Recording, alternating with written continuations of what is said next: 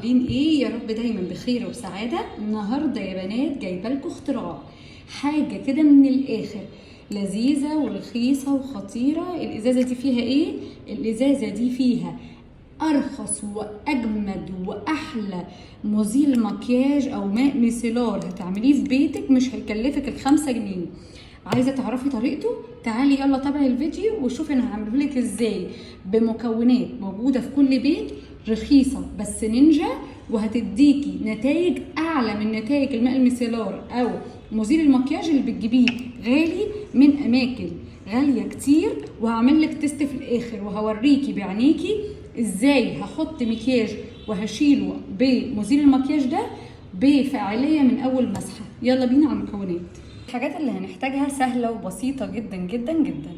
هحتاج ميه مقطره او ميه ورد. ميه مقطره دي بجنيه او ميه ورد، وسرنجه عشان هسحب بيها جل الصبار. النوع ده خطير، انا بجيبه تحفه بتاع بايو سوفت. بصوا خطير، بس انا بحطه في التلاجة عشان كده يعني تحسيه مندي شويه.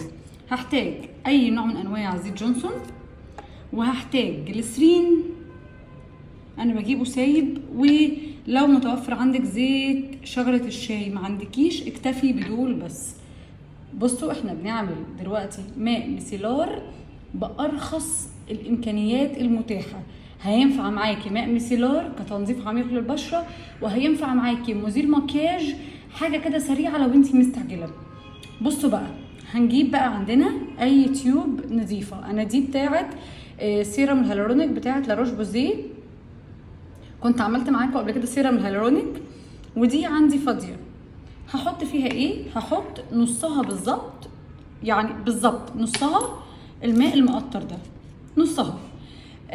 انصحك بلاش ماء الفلتر، يعني هو ميه الفلتر تنفع وكل حاجه، بس مشكلتها معانا ان الوصفه دي مش هتقعد معانا كتير، لكن مع ميه مقطره ممكن تقعد معاكي ان شاء الله شهر في التلاجة. تمام؟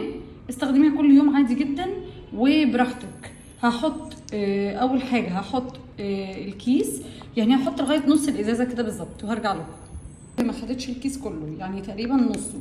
لو انت عندك ازازه اكبر حطي بقى امليها. انا اهي حطيت نصها. بعد كده هحط حوالي يعني ممكن نقول معلقه فنجان صغيره او معلقه شاي صغيره من الجليسرين. تمام؟ هوريكم دلوقتي. بصوا اهو،